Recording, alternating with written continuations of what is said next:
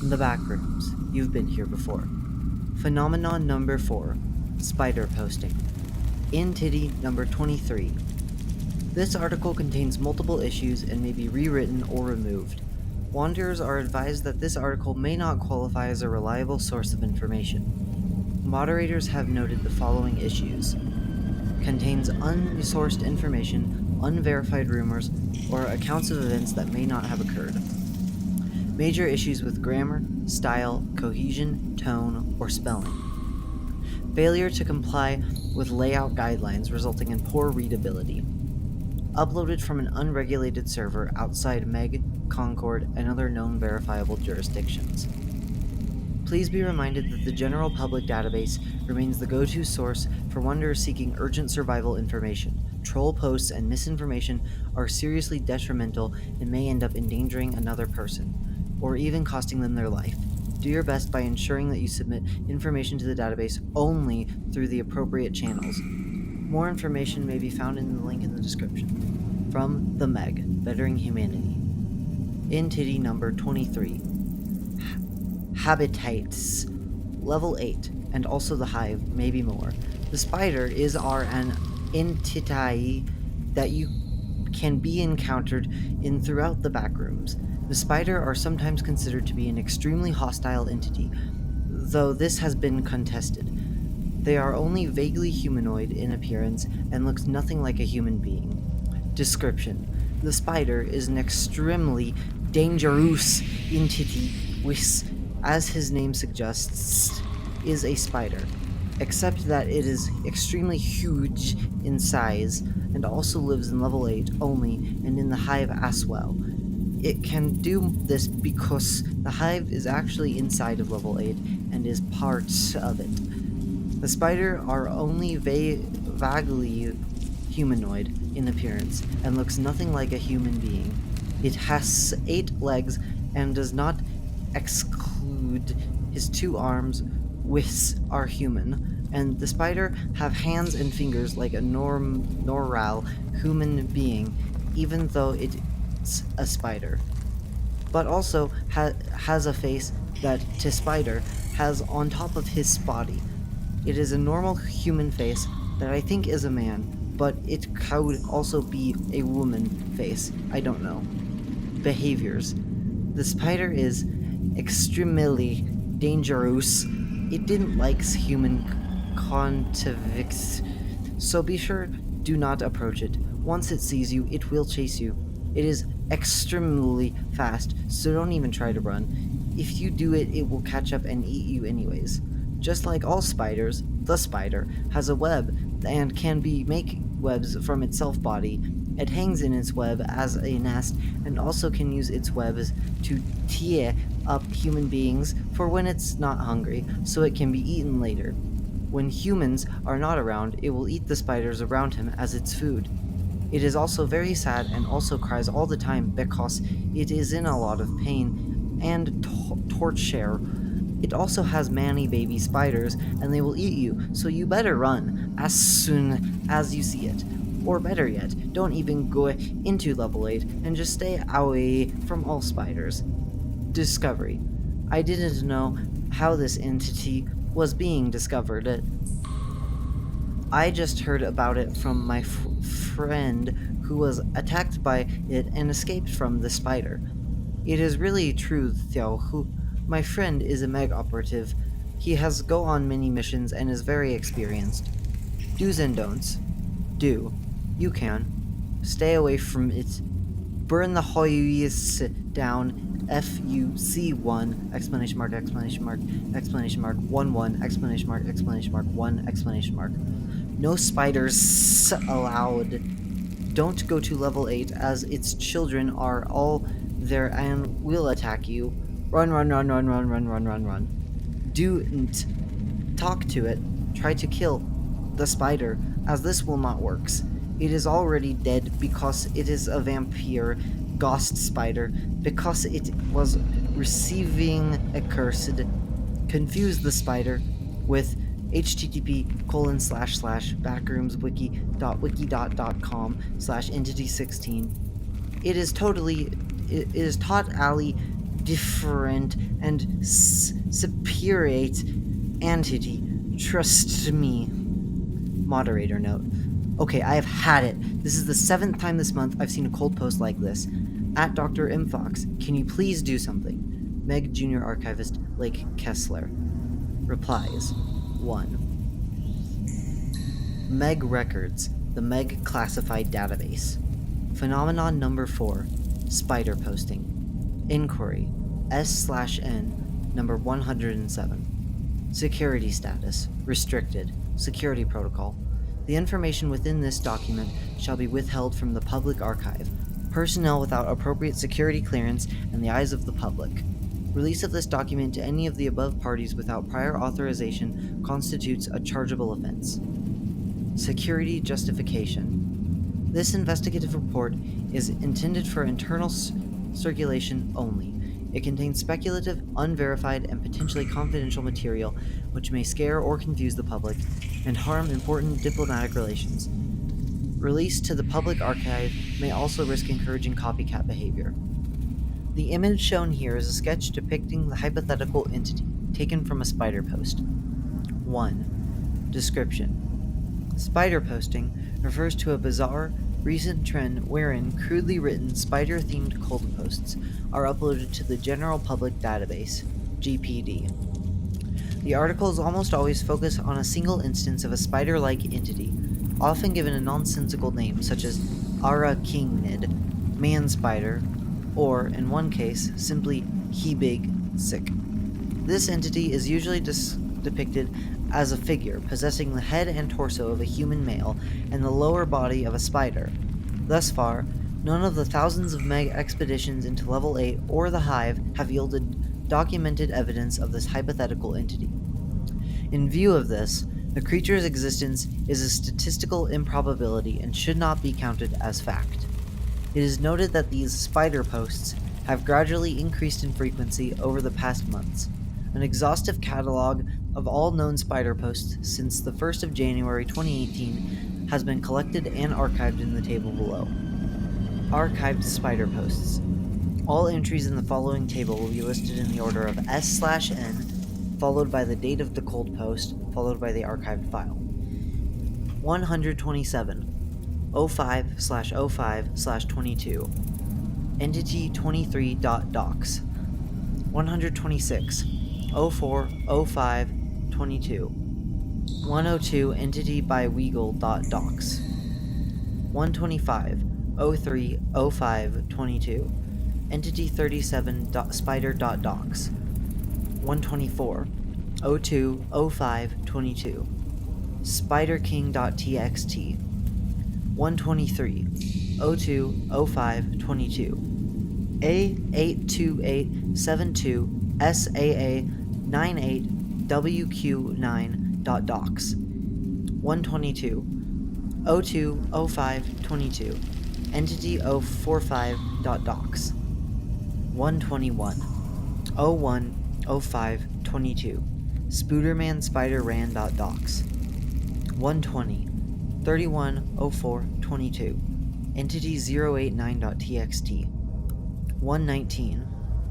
29/04/22. Error. File corrupted. 118. 29/04/22. The itsy bitsy spider climbed up the waterspout.docs. 2. Current and anticipated events. While spider posting may appear harmless or even humorous, it contributes greatly to the problematic wider phenomenon of cold posting, which has serious consequences. Cold posting is broadly defined as the upload of an article to a site without external review. In terms of the GPD specifically, this refers to articles uploaded without the oversight of known and verifiable jurisdictions, whether meg-aligned, neutral, or otherwise. Footnote number 1. Openly hostile communities in possession of administrator-level servers include the Masked Maidens, the UEC, and the Followers of Jerry. While we do not by any means support the works posted by these groups, the GPD's site configuration does not allow us to delete uploads from other administrators, nor does it allow us to remove their administrator permissions. Site data indicates that an owner/master administrator server with these powers does exist. However, the server has not been located at the time of this document's publication. On a public information site as ubiquitous as the GPD, this is highly detrimental to both the public and our organization. Cold posts, and specifically spider posts, are likely to spread false information which may confuse wanderers, causing grievous harm and even death, foster distrust of reliable and accurate information on the GPD to similar effect, cause disillusioned wanderers to move to non-neutral, possibly even extremist sources for survival information. This allows such unsavory groups to grow in strength and influence, which may threaten the MEG and our affiliates, produce unnecessary workload and stress for hardworking MEG archival staff, and act as an undesirable distraction to archival staff, diverting them from more important duties. These include the upload/maintenance of legitimate articles to reflect accurate and up-to-date information tasks, which are essential and which save lives on a daily basis. 3. Possible origins. To date, no person, MEG operative or otherwise, has been caught in the act of spider posting. A vast majority of spider posts are uploaded from IP addresses which are not registered within MEG jurisdiction. As a result, computers from which spider posts are made are usually untraceable. It is not possible to determine their physical location given the data available within our systems. Furthermore, even on the rare occasions when computers were successfully traced for spider posts, attempts to apprehend the culprits still failed. By the time our operatives reached the terminal responsible for the upload, the offender had already physically left the space. Consequently, it is extremely difficult to determine the nature and origin of spider posts, based on the limited circumstantial evidence. The following theories have been proposed as plausible explanations. The truth about the phenomenon may well be contained within any one of these proposals or some combination of them. Proposed theories. Proposal 1. Spider Mania. Note: this proposal has been made with reference to the following document on the MEG Public Archive. Medical Report, Spider Mania. MEG Records, the MEG, Record Keeping Institute. Condition name, Spider Mania. The image shown here displays a patient afflicted with spider mania. Note the patient's delirious semi-conscious state and dilated pupils. Description: spider mania is a rare psychological disorder induced upon exposure to venom excreted by Entity 16. Incidence rate: 0.08% of recorded cases of paralysis. Prognosis: full recovery in 3 to 6 weeks. Symptoms: sufferers of spider mania are generally identified by delirium, panic attacks, and severe arachnophobia. These occur in conjunction with regular symptoms induced by Entity 16 venom: fatigue, intoxication, slurring of speech, etc. All symptoms persist in patients for weeks after venom has been cleared from bodily systems. Patients' inane ravings have been noted as oddly specific. They tend to center around being pursued by a non-existent spider-humanoid hybrid entity. Repeated denial of the existence of this creature may also cause patients to turn aggressive and attack those around them verbally/physically. Cause: the cause of the condition is not known. The few documented cases vary wildly in age, ethnicity, lifestyle, and overall health. Entity 16 venom samples collected from patients also bear no significant differences from regular venom. An environmental factor is suspected, though this has not been verified. Treatment: bed rest and mild sedatives are recommended. Recovery generally occurs naturally within 3 to 6 weeks. Patients are noted as statistical outliers, and treatment is to be considered low priority compared to more urgent cases. Report by Quick Match 2 to 5, Ensign Catherine C., Ingrid and psychiatric specialist Dr. Joseph Mayhaw. Back to previous page. Description: while the condition of spider mania is extremely rare, it is possible that spider posts are uploads made by afflicted patients. This would additionally account for the poor spelling/grammar, as well as the tone of hysteria characteristic of spider posts. Possible repercussions: the recent spike in spider posts may point to potential infestations of Entity 16 in an area of high population density. This may pose a public health and safety concern. Proposal 2. Ancient Myth. Proposal number 2. Ancient Myth turned Urban Legend. Note: under strict confidentiality, Leo Castellos was consulted regarding the entity described by Spider Posts. Subsequent to our interview, he has very kindly submitted to us his own personal proposal. Though of late it has indeed plagued your database in exceeding measure, the phenomenon you have termed spider posting is by no means recent. I do recall a particularly nasty spate around 500 years or so ago, right around the advent of the printing press. Thousands of nigh incomprehensible letters circulated among the legions, raving of some mystical, unseen arachnid monstrosity. Since our conversation, I have taken the liberty of digitally uploading the following text from my private library. The Myth of Arachne Georgion. Docs. The Man in White. Jab 8, 1315. A long time ago, there lived a warrior and a weaver's son, whose name was Georgion Arachne. Though humble in birth, he grew in stature, joining the armies of the king. Shrewd and strong, he rose in rank, confounding his rivals by wit in his words, and crushing his foes by the might of his deeds. On the banner of his troops he lay the spider's 8-pronged sigil, and painted crimson on his helmet were the runes of wisdom's strength. Brilliant in the cunning of battle, he led his legions out to war. His enemies could not divine his schemes, and all were trapped in his webs and devoured. When soon after among the nations none remained to challenge him, he turned and plotted against his own, weaving and spinning in secrecy. He schemed and sulked with great deceit, and turned his fellows against themselves, till one by one they consumed each other, and at last he remained alone. So Georgion Arachne arose to the throne, and ruled as mighty conqueror. His crown was a wreath of purest gold, and a scepter a rod of hardened steel. His kingdom covered the face of the earth, stretching above the heights of the mountains, and across the breadths of the plains, and down below the depths of the seas. To his people the king was cruel. He made their toil bitter in brick and mortar, to build all that his heart desired, oppressing them under the whips of slave drivers, forcing them out of the fields and the mines.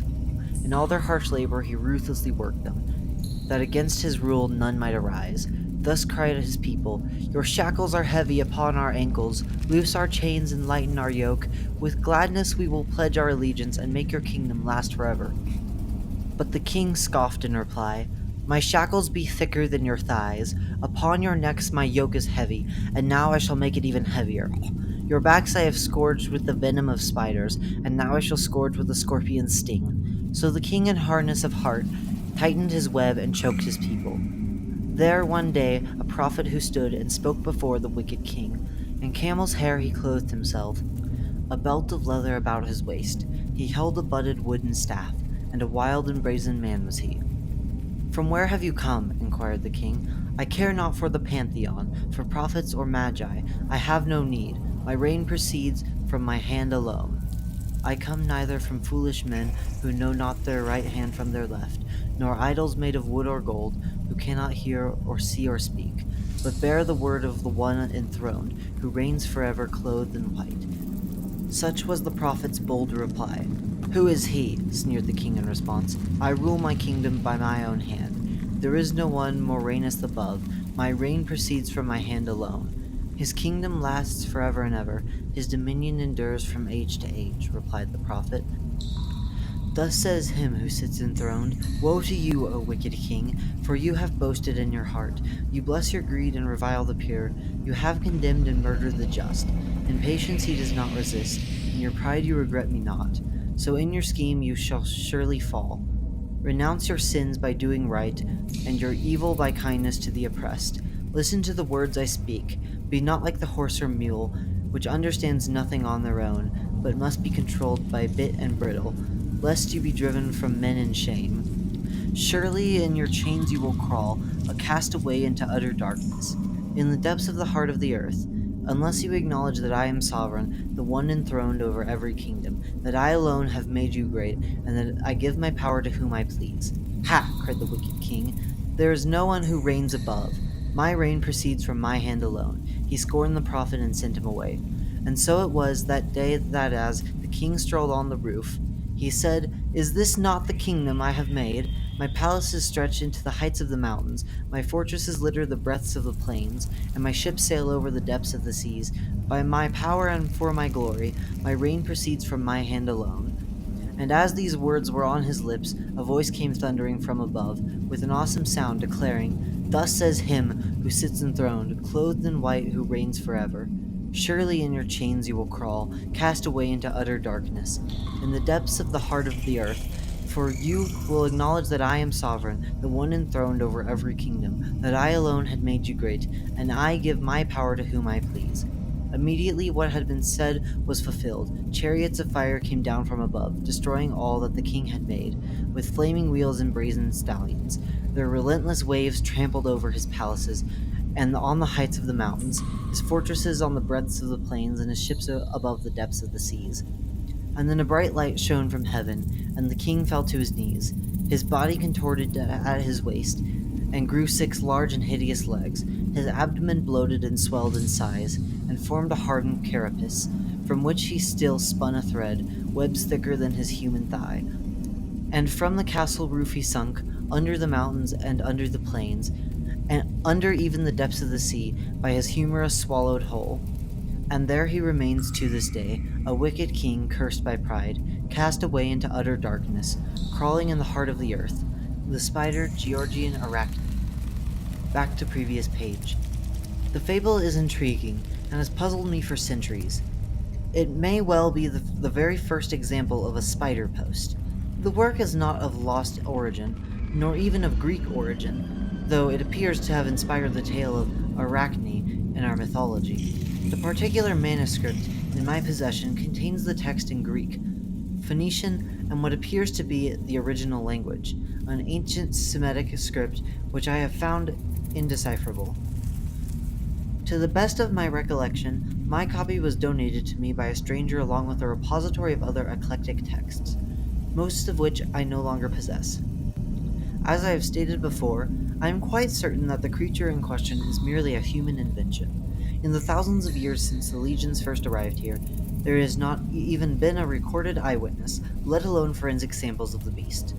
The existence of this Georgian Arachne is an improbability, and such an idea ought not to even be entertained. As for the problem on your database, I am inclined to believe that misinformed explorers are simply making misguided attempts to document the creature. The myth has been known to gain popularity from time to time, and it does not surprise me that it has been doing so again in the present. It is a pleasure to work with you all, and I hope that what I have provided is sufficient for your needs. Leo. Proposal 3. Argoistic activity. Proposal number 3. Interference by Eyes of Argos. On 17/8/2022, a member of the Eyes of Argos was found dead by Mega operatives just outside the perimeter of the base Beta compound. Footnote number 2. After relevant data was retrieved, the Eyes of Argos were contacted, and the deceased and his belongings were swiftly handed over. At the time of this document's publication, the Eyes of Argos have yet to issue any public statements on the incident. On his person, a flash drive was found containing numerous sketches of a creature bearing a resemblance to the entity described by spider posts, as well as an inaccessible text file. Based on the above document, it is evident that the Eyes of Argos are aware of the myth described in Proposal 2. They may therefore be responsible for spider posting in some way. Though perhaps not entirely impossible, it is unlikely, given the Argoistic cultural beliefs, that Georgian Arachne refers to an entity bioweapon developed for combative purposes. Speculation aside, the contents of the flash drive remain a mystery. The text file is heavily encrypted, and its contents appear irretrievable. Personnel reading this document are advised to notify Oversight if they manage to access the file, which has been archived below. GeorgianArachne.docs. The Eyes of Argos. We are watching. Loading. Decryption complete.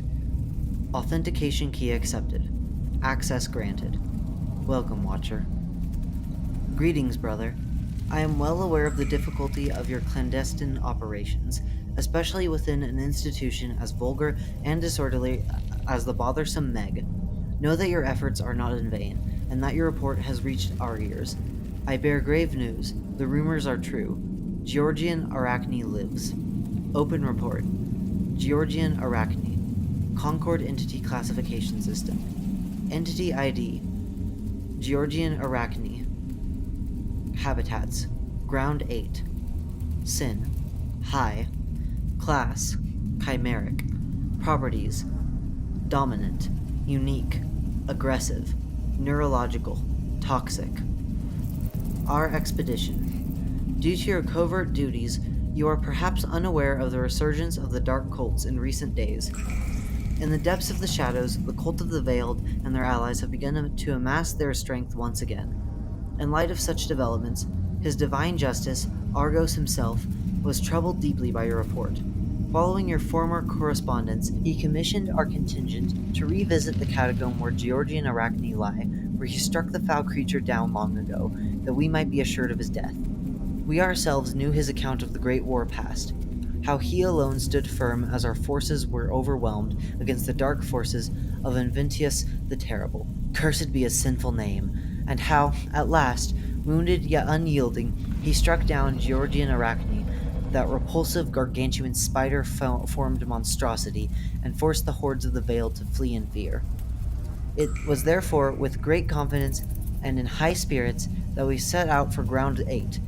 We were confident in his justice's might, that the beast surely lay dead.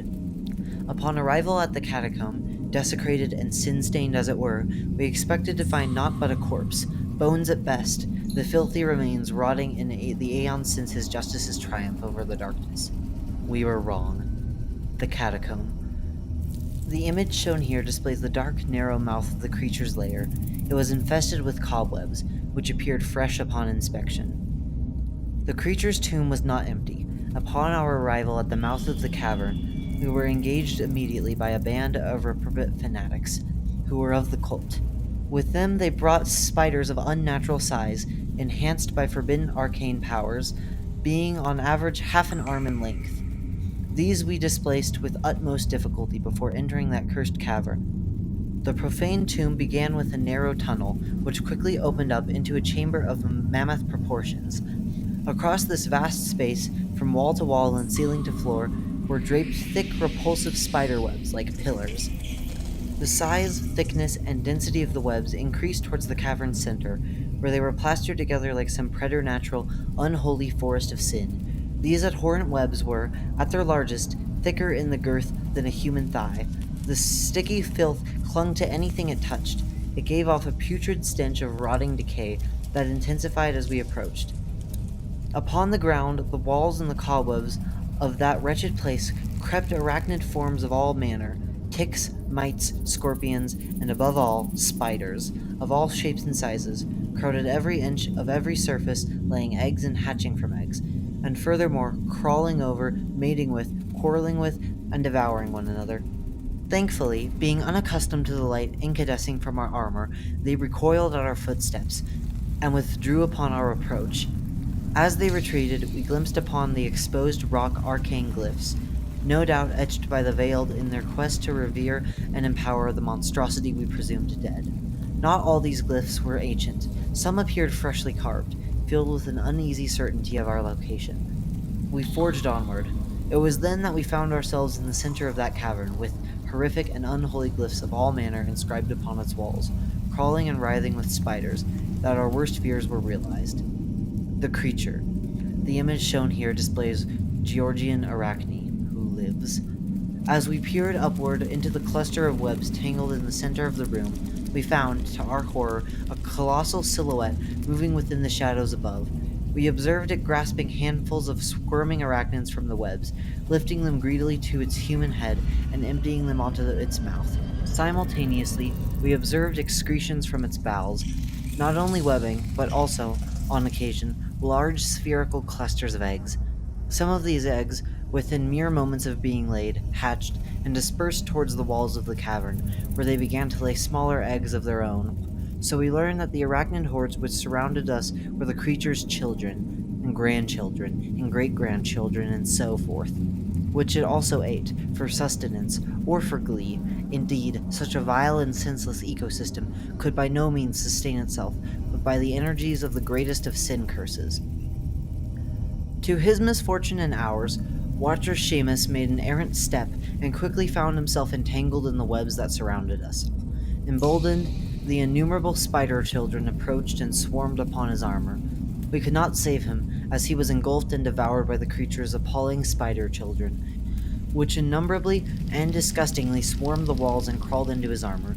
I cannot forget the desperate cries. But it was this which finally drew the foul beast's attention, and it fell from its web to the cavern floor to meet us. Its likeness is as terrible as his justice foretold. I shall endeavor to describe it to you, though its sufficient description of its horrific appearance escapes me. The beast, Georgian Arachne, was indeed chimeric in form, yet whatever may have once been human had been perverted and distorted by sin beyond repair. The creature's human hung berangled and feral above its monstrous lower body. Its face was covered in thick black hair, which fell to its shoulders. In the darkness I could make out no more of its features. Its torso, mutilated as it were, was lean and muscled, and covered in arcane glyphs. The beast's carapace was like concrete, and its spider legs were sturdier than steel. Our blades, arrows, and retributors profited nothing against its impenetrable skin. Its speed was frightening, and its hideous form scuttling and leaping across the cavern walls with lightning agility, and our shots and blows scarcely even connected with its detestable flesh. Although in the height it stood 5 times the height of a man, and carried tenfold a man's strength, Watcher Virgil ran valiantly at the horrible creature with his spear. It grabbed him by the helm with its arms and tore his head clean off. By this horrific evil we were almost instantly overwhelmed and forced to retreat. Moreover, reinforcements from the Veiled arrived as we were fleeing.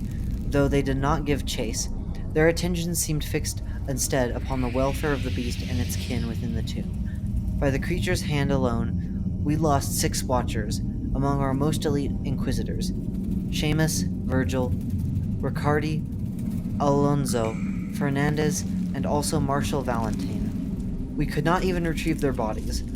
I fear for the fate of their remains, lost to the horrific machinations of the Veiled and their abominable magics. Directions. We write to you now the very command of His Justice Argos. Fear not. Though the circumstances are dire, His Justice deems that the Meg's assistance is not necessary to deal with the Veiled or with Georgian Arachne. After their wretched incursion upon our sacred headquarters, we may not trust them as our allies for the time being. There is no need for you to reveal your true identity, at least for now. Under oath, His Justice commands that you persist in your pretense of employment within the Meg in order to purge the knowledge of Georgian Arachne from within their database. Continue to aid your fellow archivists in dealing with their spider-posting plague, and encourage their thinking that the occurrences are meaningless and foolish. Ensure no one around you takes the senseless ravings of these documents with any seriousness. Make sure of this by any means necessary. Do not hesitate to dispose of any person who may begin to suspect otherwise. You know the inclination of these blundering fools to poke their noses into business not their own. We cannot risk their meddling with His Justice's enlightened plans. Stay vigilant, brother. The darkness grows stronger as I write. My own life is at stake. The enemy follows us at every turn. Even now, our watchers have seen their members lurking in the shadows, waiting to strike. I fear an altercation may erupt before the end of this day. May Argos's vision guide you. Marshal and Claudius, of the Inquisitors of Truth. Close file. 4. Proposed solutions. Spider posting cannot be prevented. This may primarily be attributed to the fact that the general public database remains impossible to regulate. Since the Meg's establishment, our organization has located and gained control over a majority of GPD servers. However, a significant minority of such computer servers remain public, or have fallen into unfriendly jurisdiction. A good number of these computers retain administrator rights to the database, which cannot be revoked, allowing troublemakers with access to them to make cold posts freely. It is even possible that certain levels, such as levels 3.1, 4, or 522, are able to spontaneously generate computers which already possess such administrator rights, making total regulation of the GPD utterly impracticable. A. Discouraging spider posts. In spite of this, there are already many established courses of action which minimize cold posting and mitigate its effects. These include public advisory campaigns about the detrimental effects of cold posting, strict charges to be dealt to the Meg operatives found to have engaged in cold posting, redirection to the smaller but more reliable public Meg archive, This report proposes that advisory campaigns over the following months be altered to specifically target spider posting. Higher penalties may also be exacted upon Meg operatives found to have engaged in cold posting or spider posting. B. Captured culprits. Though difficult to execute practically, apprehending an offender may shed a light on the origin of spider posts. If there is indeed a single cohesive group behind the phenomenon, this may allow us to trace the problem to its source and hold the account to those responsible. To achieve this, a reward may be publicly offered to Meg operatives or members of the public who manage to capture spider posters. Bait servers may also be set up, computers which are left physically unattained across public spaces while being digitally monitored at all times for suspicious activity. Summative remarks. While this report has attempted to summarize all available information on spider posting, the phenomenon's origins and intentions remain a mystery. At the time of this document's publication, spider posts continue to jeopardize the GPD and put stress on our archival staff. Personnel who have any information on spider posting are encouraged to come forward to put an end to the practice, for the good of the general public, for the benefit of the Meg and our ideals, and ultimately for the betterment of humanity. Report by Senior Archivist and Chief Researcher Dr. Marcellus A. Fox.